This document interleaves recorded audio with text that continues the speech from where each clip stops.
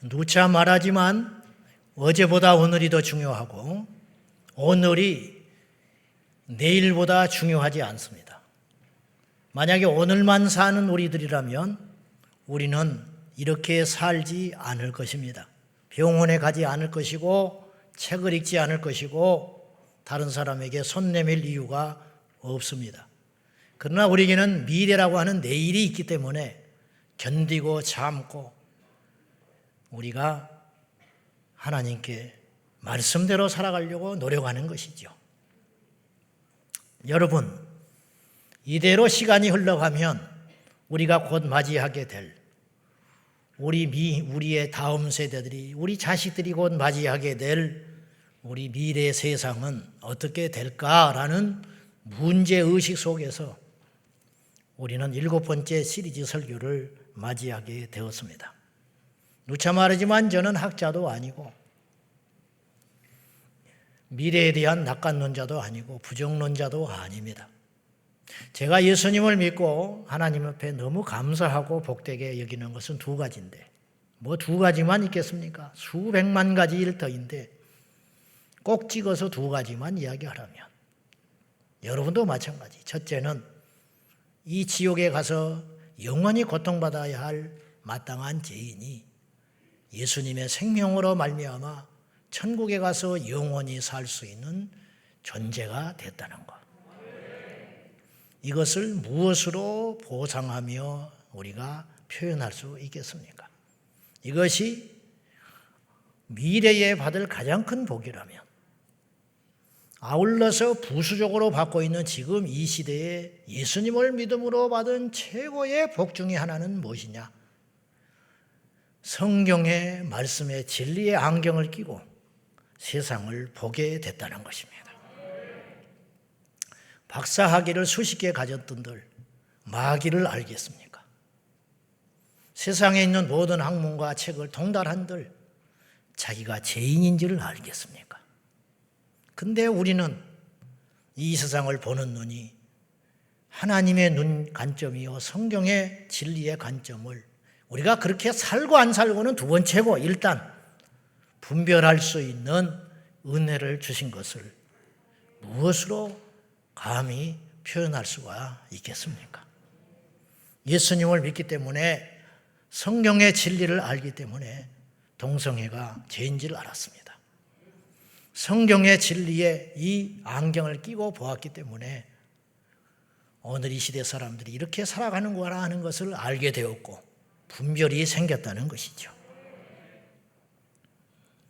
지난 14일 날 제가 병원에 일이 있어서 갔다가 여러 신문들이 기다리고 있었습니다. 경제신문부터 메이저 신문들까지 그 신문을 쭉 펴놓고 훑어보는데 모든 신문들이 제 1면에 톱으로 싣고 있는 기사가 있었습니다. 그게 무엇이냐? 제74회 에미상에서 감독상, 나무주연상을 비롯한 6관왕의 수상을 했다는, 그것도 비영어권에서는 작품으로서는 세계 최초로 오징어 게임이 그 상을 받았노라고 대서특필이 되어 있었습니다. 꼭 나쁘다고 볼 수는 없지요. 그러나 저는 그 내용이 성경적이지 않기 때문에 좋지 않게 생각하는 사람이지만 어쨌든 우리나라를 알리는데 혁혁한 공을 세운 것은 맞다고 여겨집니다. 작은 소국에서 그런 상을 받았다고 하는 것은 좋은 일이고 기쁜 일이지요. 그러나 문제는 그것에 있는데 그날 14일 날 중국에서 이런 사건이 있었어요. 우리나라 언론 모두가 오징어 게임으로 도배되고 있을 그때에 중국의 리잔수 상무위원이라는 사람이 우리 대한민국의 역사를 왜곡하였습니다. 발표했어요. 한국의 발해와 고구려 역사를 완전히 왜곡해가지고 왜곡된 교과서를 편찬하자 우리나라 외교부에서 항의를 했는데 콧방귀도 안 꼈습니다. 이런 기사가 실렸더라. 구석 한 구석에 처박혀가지고. 사람들은 여의도 국회에서 어떤 일이 일어나고 있는 그것보다 이정재 씨가 수상식에 입고 온 옷이 어떤 회사 누구의 작품인지가 더 관심이 많습니다. 우리나라 대통령의 국정 철학보다, 그리고 한국의 자동차가 지금 미국에서 얼마나 순환을 불이익을 당하고 있는지 그것에 관심보다 영부인의 의상과 액세서리가 얼마짜리이며 연예인들의 오늘날 동향이 어떤지, 그것이 더 많은 관심을 불러일으키는 세상에 살고 있습니다. 온 세상이 엔터테인먼트, 오락과 재미에 허우적거려 살고 있습니다. 심지어는요, 제가 가만히 생각해 보니까 설교학을 공부할 적에 설교도 재밌게 하라고 배웠어요. 지금 생각해 보니까 크게 잘못 배운 것 같아. 설교를 재밌을 때 끝내라. 그래야 다음 주에 온다. 연속극이구나. 근데 저는 그런 재주는 없고 설교가 재밌어야 한다. 그리고 내 귀에 쟁쟁이 배우기를 성도들이 얼마나 힘들고 살기 어려운지 아냐. 교회에서조차 와서 무거운 이야기를 하는 것보다 이양지사 말하는 거, 지옥 이야기 하는 것보다 천국 이야기 하는 게 좋고 어두운 이야기 하는 것보다 밝은 이야기 하는 것이 좋다. 그렇게 배웠고 열심히 썼습니다. 지금 생각해보면 하나도 못 써먹고 있어요. 나는 반대로 하고 있습니다. 어두운 이야기만 주야장창 길게 하고 있으니 이게 큰 문제. 여러분도 참 안 됐다. 그런 생각을 종종 해보는데, 교회도 재밌어야 한다. 사람도요, 유머 있는 사람이 인기가 있어. 유머 있는 사람이 환영을 받아요. 놀이도 재밌어야 하고, 영화도 재밌어야 하고, 가치가 아니고 재미가 있어야 되고, 사람도 진지하기보다는 재미가 있어야 돼요. 심지어는 정치인도 위트 있는 사람이 당선될 가능성이 많아요.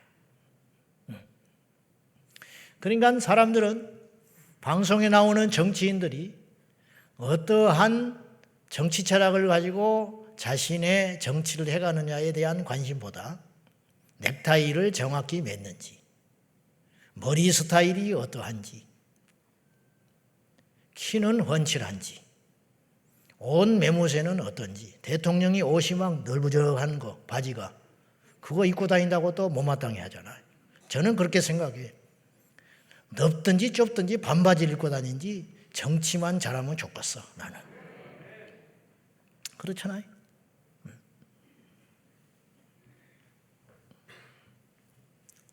과연 이대로 가면 우리 다음 세대들은 성경의 진리의 무거움을 견뎌내면서 성경을 읽을 수 있을까? 영상에 중독된 이들이 활자의 답답함을 과연 견뎌낼 수 있을까? 영화 스크린에 길들여진 이들이 예배의 단순한 거룩함을 참아낼 수 있으며, 개인의 개성이 존중되고 인권 교육을 받고 자란 바벨탑 세대들이, 자기밖에 모르는 바벨탑 세대들이 과연 교회 문화 속에서 나와 다른 사람을 포용하며 견디며 배려하며 하나님 나라의 시민으로 거듭난 삶으로 살아갈 수 있을까? 한 직장에 취업하여 밑바닥부터 견디면서 10년, 20년을 견디고 그 일의 장인이 될 수 있을까? 결혼해서 나와 성향이 다른 배우자와 처가 식구들을 이해하며 인내하며 인고의 시간을 버티는 결혼 생활을 해낼 수가 있을까? 그런 생각을 해봤습니다. 오늘 본문 다시 한번 읽으랍니다. 우리 1절부터 우리 5절까지인데요. 다시 한번 함께 읽지요. 시작. 너는 이것을 알라. 말세에 고통하는 때가 이르리라. 사람들이 자기를 사랑하며 돈을 사랑하며 자랑하며 교만하며 비방하며 부모를 거역하며 감사하지 아니하며 거룩하지 아니하며 무정하며 원통함을 풀지 아니하며 모함하며 절제하지 못하며 사나우며 선한 것을 좋아하지 아니하며 배신하며 조급하며 자만하며 쾌락을 사랑하기를 하나님 사랑하는 것보다 더하며 경건의 모양은 있으나 경건의 능력은 부인하니 이 같은 자들에게서 네가 돌아서라. 아멘. 마치 사도 바울이 오늘 우리 가운데 와서 보고 있는 것처럼 이야기를 하고 있어요. 이 본문은 2000년 전에 사도 바울이 앞으로 나타날 미래의 세대, 신인류의 특징에 대해서 이야기를 한 거예요. 우리는 막연한 이런 희망을 가져요. 앞으로 견디면 좋은 세상이 온다. 그래서 사람들이 부지런히 일을 하고 과학을 발전시키고 분명히 편리해졌고 빨라졌고 아는 것이 많아졌어요. 그런데 우리는 더 고통스러워요.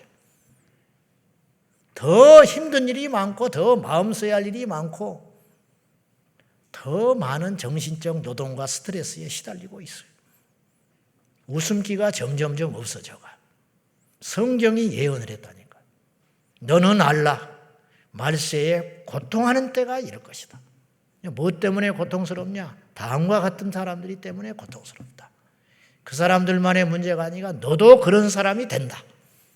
자기밖에 모르고 돈을 사랑하고 부모를 거역하고 거룩하지 않고 한번 원통함을 풀면 죽을 때까지 풀지 않고 옹졸함, 배신, 조급함, 자만, 그리고 오늘 본문과 연결시켜 볼 때 오늘의 주제인데 쾌락을 사랑하는 것을 하나님보다 더 사랑하는 세대가 온다. 오늘 이 세상이 재미에 빠져 있다니까요. 재미. 예수님을 마귀가 시험할 적에 3가지 시험했잖아요. 광야에서. 첫째, 돌을 떡덩이로 만들어 먹어라. 이게 왜 시험일까요? 우리에게는 시험도 아니야. 예수님한테는 시험이야. 첫째, 굶주렸어요. 두 번째, 굶주리셨고 두 번째는 예수님은 할 수 있어요. 할 수 있기 때문에 시험인 거예요. 우리 보고 돌덩이를 던져주면서 떡 만들어 먹으라 그러면 미친놈이네 그래요. 우리는 할 수 없어요. 그러니까 그거는 시험거리도 아니야. 근데 예수님한테는 굉장히 큰 시험이에요. 근데 그렇게 해서 나빠질 게 뭐냐 이 말이에요. 두 번째 시험, 성전 꼭대기에 데리고 가서 뛰어내려라. 그러면 천사가 받아준다. 이게 왜 시험이죠? 사실인데 뛰어내리면 죽겠습니까? 예수님이. 천사가 와서 받아주지. 내게 절해라. 이 천하 만국을 너의 손에 주겠다. 줄 수 있어요, 마귀는. 진짜. 근데 왜 이게 시험이냐? 시험이라는 말, 무슨 말이냐? 예수님이 이렇게 사시면 안 된다. 그런 뜻이에요. 예수님은 그렇게 살러 오신 분이 아니라 이런 뜻이에요. 근데 마귀는 그렇게 살도록 계속 요구한 거예요. 왜 돌을 떡덩이로 만들면 안 되냐면 그렇게 하면 사람들은 떡만 찾아다녀요. 예수님의 십자가는 사람들이 찾지도 않게 된다. 배고픔의 문제를 해결해 주셨는데 그분을 왕으로 삼으려고 하죠. 마귀는 예수님을 왕으로 삼으려고 한 거예요. 뛰어내리면 받아주지요. 그 예루살렘 성전에 수많은 사람들이 다니는 번화한 곳에 사람들이 보고 있는 그 자리에서 뛰어내렸는데 천사가 받아줬다. 사람들은 환호할 겁니다. 메시아가 왔다. 왕이 왔다. 그리고 천하만국의 권세를 줘서 예수님의 통치하면 멋지지요. 폼나지요. 재밌지요. 그런 것에 빠져 살더라고 십자가를 잊어버리게 하는 것. 그것이 마귀의 술책이라는 거예요. 오늘 우리가 지난 2000년 동안 마귀가 이 짓을 해왔다는 걸 기억해야 돼요. 이 짓만 한 건 아니에요. 죽이기도 하고 별짓을 다 했지만 그중에 하는 일이 이 일도 있다 그런 뜻이에요. 마귀는 팔색조거든요. 할 수 있는 방법과 무기와 전략과 전술이 셀 수도 없이 많아요. 제가 전에 말씀드렸죠. 마귀가 사용할 수 있는 무기는 이 세상의 모든 것이다. 사람, 정치, 법, 문화, 종교, 예술, 과학, 철학 모든 것을 동원해서 마귀는 쓸 수 있는 합법적 권한이 있다. 왜냐? 인간의 범죄함으로 넘어간 것이기 때문에. 이제 우리 주님이 다시 오실 때 그것이 주님께로 옮겨지게 될 거예요. 자, 말세에 등장하는 신인류의 특징, 오늘의 주제를 잘 따라오셔야 됩니다. 재미에 빠진 세상이 얼마나 위험한가. 닐 포스트먼이라는 사람은 죽도록 즐기기라는 책을 1985년에 썼어요. 근데 이 책이 너무 성각자적인 책이에요. 죽도록 즐기기. 여러분, 이 제목 자체가 책 안 읽어도 돼. 이 제목이면 끝이야. 죽도록 즐기기. 이 발상이요, 엄청난 분이에요. 닐 포스트먼은요, 뉴욕대 교수였는데 돌아가셨는데, 이분은 그 당시 TV 미디어, 그 당시에는 텔레비전이 유일한 미디어였어요. 85년에. 아직 인터넷이 이렇게 활성화되기 전이고, 개인 PC, 퍼스널 컴퓨터가 이렇게 보급되기 전이에요. 기업체나 겨우 수천만 원씩 들여서 쓸 때니까 느리고 이렇게 안 될 때예요. 인터넷도 없고 그냥 텔레비전 보는 게 유일한 엔터테인먼트. 근데도 이미 닐 포스터먼은 그때 당시에도 그렇고 85년도 그렇고 앞으로 다가오는 모든 세상이 미디어 중독 세상이 될 거라는 거예요. 온통 엔터테인먼트 재미에 빠져서 가치 있고 중요한 일을 놓치고 사는 그러한 참혹한 어두운 미래가 기다리고 있을 거라고. 그래서 이분은요, 의도적으로 문명을 거부했어요. 자동차도 이렇게 돌려서 창문 내리는 거, 이런 거 타고 다녔대. 텔레비전은 안 봤고, 그리고 타이핑도 안 하고 일부러 글을 썼대요. 그러니까 이렇게 일부러 거절하면서 자기 정신세계를 지키려고 애쓰다가 죽은 사람이에요. 이 사람이. 그러니까 위험성을 알았기 때문에. 이 책에서 이분은, 근데 이제 한번 생각해 봐요. 1985년 당시에는 텔레비전밖에 없었다 이 말이에요. 텔레비전, 라디오. 근데 라디오는 중독되는 건 아니에요. 보는 것이 아니니까. 그런데 오늘 지금 이 시대에는 온갖 미디어가 동원되어 있어요. 텔레비전은 잘 안 봐요, 요새. 이제는. 그리고 텔레비전도 옛날에는 채널이 몇 개 안 됐는데 지금은 수백 개 채널이 돌아가. 24시간. 넷플릭스, 웨이브, OTT, 그 다음에 PDA도 이제는 필요 없어. 핸드폰. 이제 앞으로는 이제 가상 공간 시련이 들어서 그 속에 이제 빠져들고 탐닉되는 세상이 올 겁니다. 지금 우리가 말을 안 해서 그렇지 예수 믿는 우리도 그러는데 세상 사람은 문제의식도 없이 지금 빠져들고 있는 것이고요. 두세 가정 건너면 전부 아이들이 하나씩 자기 방에 처박혀서 나오지 않는 아이들이 있습니다. 3명, 4명이 사는데 집안의 대화가 하루에 5분을 안 해. 같이 밥도 안 먹어. 문자를 띠리릭 보내요. 물 가져와라. 제일 이해가 안 되는 게 연인이 카페에 앉아가지고 서로 핸드폰만 하고 있다는 거야. 뭐하러 만나? 이야기를 안 하려면. 떨어져서 핸드폰으로 카톡하지. 희한한 일이 벌어지고 있다는 거죠. 이런 현상들. 또 카톡 올려 뿌리잖아. 아주 타이밍이 기가 막혀. 기가 막혀. 제목을 다시 이야기할게요. 죽도록 즐기기. 이 말을 거꾸로 해볼까요? 즐기다가 죽어라. 이게 사탄의 소리예요? 죽도록 즐기기 그러니까 그냥 뭐 대단한 것 같은데 거꾸로 해볼까요? 즐기다가 죽어버려라. 이게 사단의 메시지라니까요.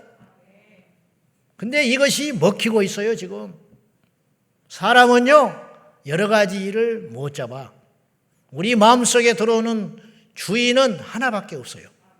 주님이 들어오면 세상이 못 들어오고 세상이 들어오면 주님이 못 들어와요. 내 안에 엔터테인먼트가 자리 잡으면 진리가 못 들어와요. 이것이 문제라는 거예요. 재미가 내 인생을 지배하면 가치가 오지를 못해.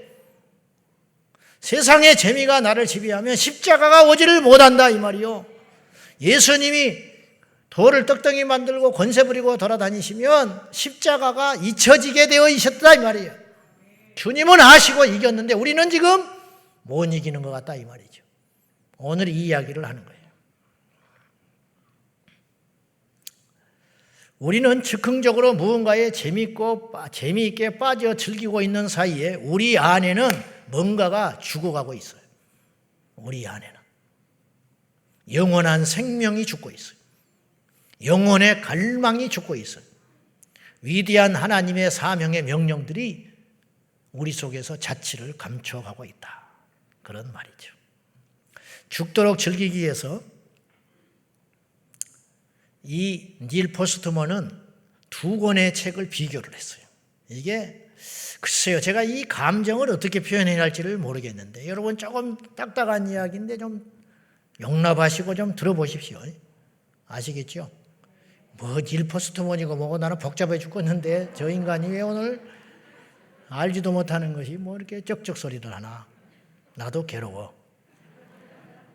이걸 좀 쉽게 풀라니까 엄청 괴로워. 근데 여러분이 지금 의도는 알 거예요. 무슨 말인지. 자, 그 책에서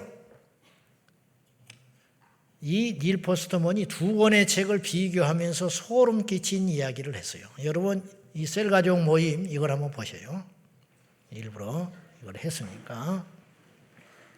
이분이 책을 두 권 비교했는데 하나는 1948년에 쓴 유명한 조지 오웰이라는 소설가가 쓴 1984라는 소설과 이 조지 오웰은 동물농장이라는 책을 또 썼어요. 비슷해 성격이.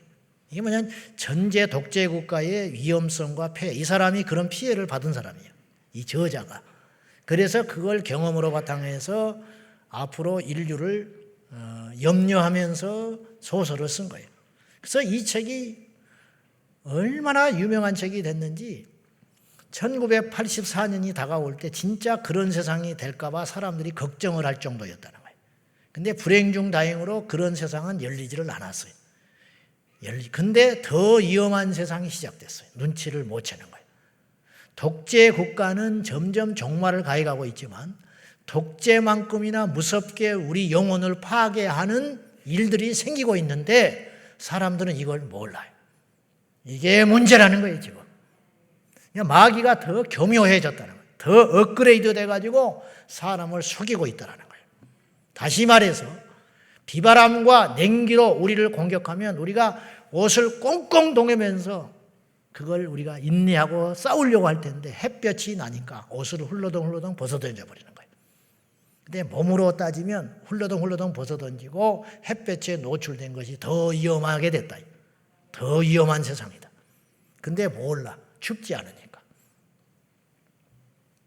이 책에서 조지 오웰이 쓴 1984라는 책은 1984년의 가상세대, 이 사람이 1948년 미래에 대한 이야기를 소설로 썼다고 그랬어요.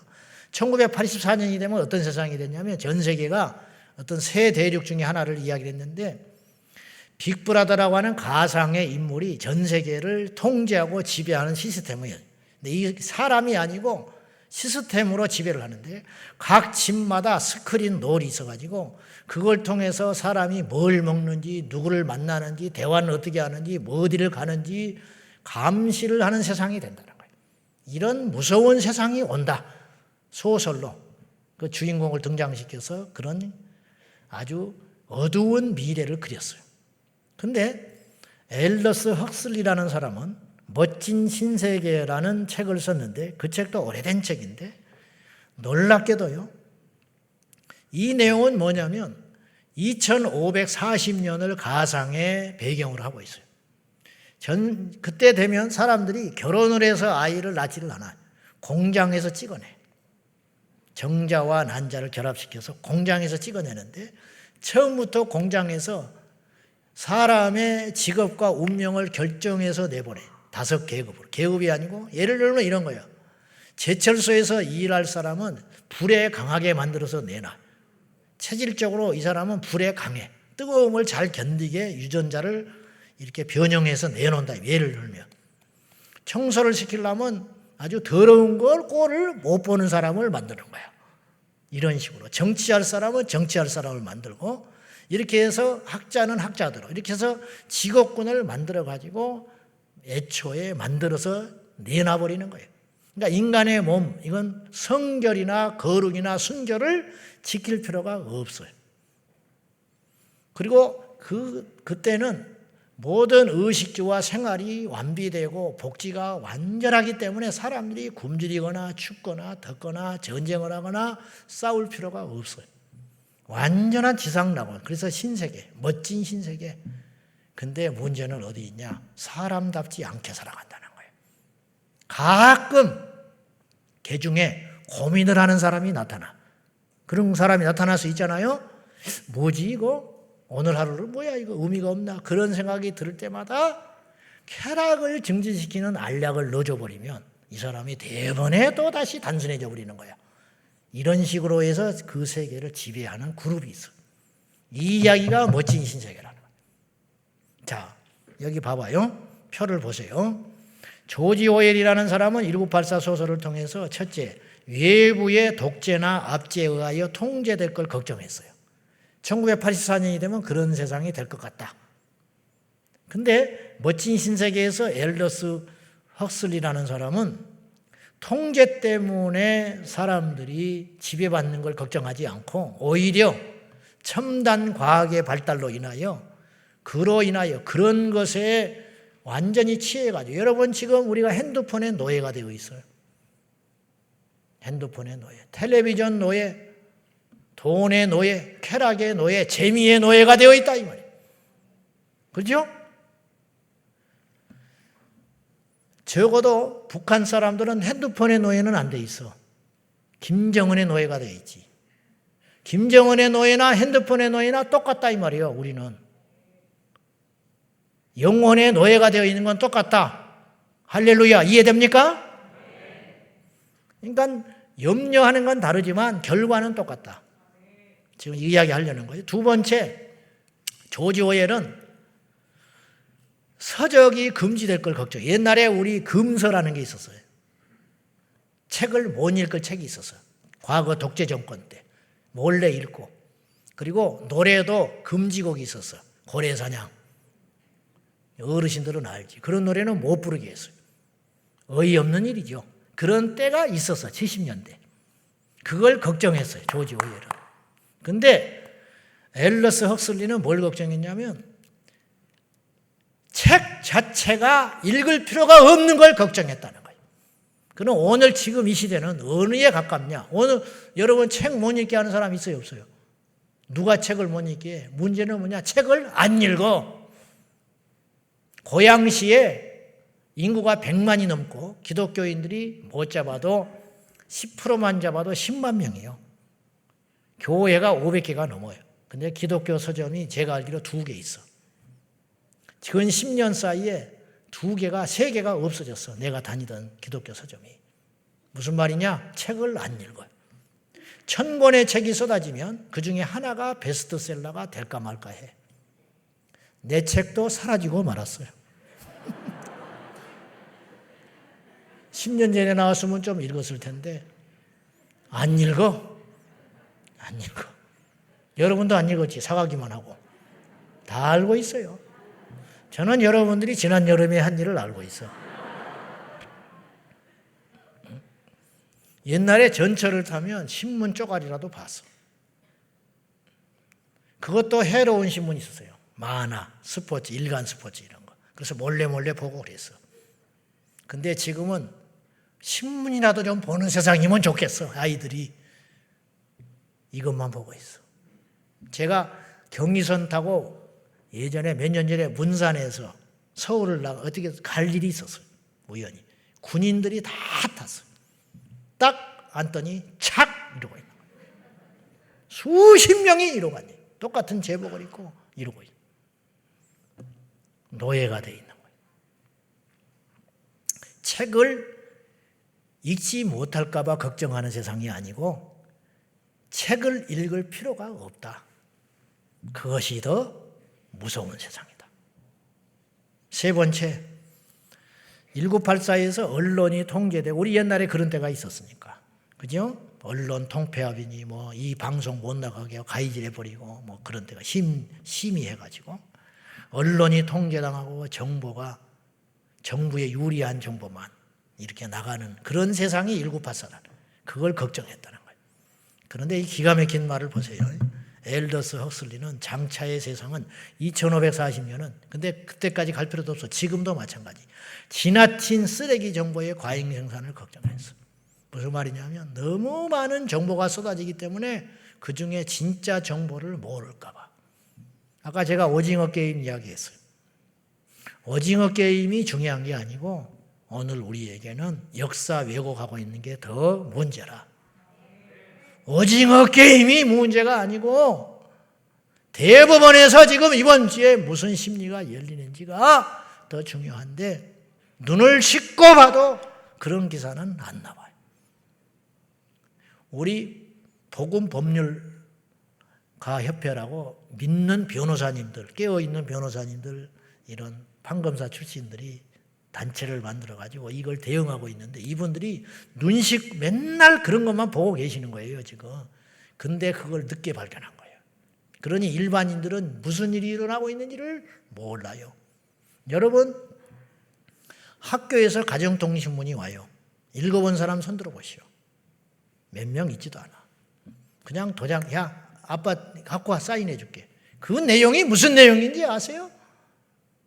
사흘이 멀다 오고 보니까 또 인터넷에 뭐 들어가서 뭐라, 아이고 복잡하, 네가 알아서 해라. 보험 약관 이렇게 두꺼워. 우리나라 인구 중에 이걸 다 읽은 사람은 한 명도 없을 거야. 내가 참 신기하게 생각하는 건 읽지도 않을 약관을 왜 이렇게 두껍게 만드냐. 읽으라고 준 책이 아니요. 보험 약관은 읽지 말라고 준 책 같대. 읽지 마라. 글씨도 얼마나 작은지. 1년짜리 100만 원짜리 보험 들었는데 왜 너무 내용이 그렇게 많은지. 제가 아는 교회가요, 주일날 불이 나버렸어요. 근데 이 목사님이 그렇게 근심을 안 해요. 불이 났는데. 왜 그러냐? 보험 들어놨다는 거야. 그 돈 받아서 새로 지으면 된대. 한 10억 원 받게 되는 것 같아. 근데 1억이 나왔어. 왜냐? 자세히 살펴보니 이것 빼고 저것 빼고 하니까 1억 정도밖에 못 나와. 법적으로 해봤자 진다는 걸 알고 포기했어요. 왜 그러냐? 이 두께 있는 약관에 다 이건 이래서 저건 저래서 이럴 때는 제하고 예하고 이러고 저러고, 그러니까 완전히. 근데 이분은 그렇게 믿고 있지 않았어요. 꼼짝 못해. 약관 줬지 않냐? 네가 사인했지 않냐? 그분들이 뭐 잘못됐다는 걸 말하는 게 아니라 상술로 어쩔 수 없겠지만 오늘 이 시대를 향하여 마귀가 그렇게 일하고 있다. 쏟아지는 정보의 홍수 속에서 참된 진리를 발견하지 못하도록 하고 있지 않냐. 네 번째, 진실의 은폐를 걱정했어요. 그러나 멋진 신세계에서는 재밌거리에 빠져 진실에 관심이 사라질 걸 걱정했다. 같은 이야기입니다. 다섯 번째, 고통과 핍박으로 통제되는 세상을 걱정했어. 막 억압하고 아우지당강 보내고 고문하고. 근데 멋진 신세계에서는 그런 걸로 통제라는 게 아니라 세상을 온통 재미와 오락거리로 인하여 통제되는 걸 걱정을 했어요. 근데 통제당하는 건 똑같다니까요. 종살이 하는 건 똑같아. 지옥 가는 건 똑같아. 하나님에 대해서 무관심하는 것도. 여러분, 예수님을 강압적으로 못 믿게 하는 것이나 다른 것들을 막 보여줘가지고 예수님을 못 믿게 하는 것이나 지옥 가는 건 매한가지다 이 말이에요. 우리는 그나마 저 세상에서 하나님의 은혜로 건진받아서 이 자리에 와 있는 거예요. 그러나 길거리를 가보라 이 말이에요. 우리나라 청소년 복음화율 3%, 그 중에서도 진짜는 얼마나 될지 몰라요. 근데 우리는 당장 아프지 않고 먹을 것이 있고 통제받지 않고 불편함이 없으니까 아무 문제의식 없이 하루하루를 지내다가 지옥행으로 보내는 것이 마귀의 술책이다. 그런 뜻이에요. 오늘의 말씀의 결론은 이것이에요. 이대로 아무 대책 없이 하루하루 살다 보면 미래는 어떻게 될 것인가? 닐 포스트먼이 걱정한 죽도록 즐기다가 멸망길로 가는 인류가 된다. 오늘 이 시대는요, 동성애를 통과시킨 28개국의 경우를 보더라도 아이러니한 것은 내가 말했어요. 공산주의 사회주의 국가는 한 국가도 없다. 28개국이 다 내노라 하는 자유민주주의 진영이다. 영국, 프랑스, 미국, 민주주의를 꽃피운 나라들이 다 그렇게 됐다. 네덜란드, 뭐 이런 호주, 캐나다 이런 나라들. 이게 뭐냐? 자유의 나라. 자유, 인권, 평등, 평화. 근데 결과적으로 더 많은 사람들이 진리에서 떠나게 되는 현상이 생겼다. 그것 때문에. 귀 있는 자는 들으시기를 바랍니다. 하나님께서는 우리에게 이 땅에 재미있게 살다가 오라고 보낸 존재가 아니고 십자가 지고 가치 있게 지내고 오라고. 그래서 우는 자가 복이 있다. 애통하는 자가 복이 있다. 십자가의 고통을 감내하는 인생이 복이 있다. 넓은 문이 아니라 좁은 문을 향하여 걸어가는 자가 복이 있다고 성경은 그렇게 말하고 있는데 세상은 정반대의 이야기를 하고 있습니다. 인생 뭐 있냐? 그냥 즐기다가 가자. 뭘 그렇게 복잡하게 사냐? 뭘 그렇게 어렵게 사냐? 대로로 가자. 군자대로행이라. 편하게 살자. 너만 행복하면 그만이다. 오늘만 좋으면 된다. 마귀의 속삭임에 인류 모두가 빠져가지고 허우적거리고 있는 것을 우리 주님이 보실 때 어떠겠냐? 적어도 주의 진리를 알고 하나님의 살아계심을 알고 영혼의 가치를 아는 제자광성교회 성도 여러분, 재미있는 삶을 살지 말고 우리 모두 십자가의 삶을 사는 예수님의 제자가 되시기를 축복합니다. 기도하겠습니다. 하나님 아버지, 이 세상에는 재미나 쾌락보다 더 중요한 일이 많건만 말세에 출현하는 신인류는 쾌락, 재미를 사랑하는 것을 하나님보다 더하는 세상이 될 거라 했습니다. 지금 이 시대가 그렇습니다.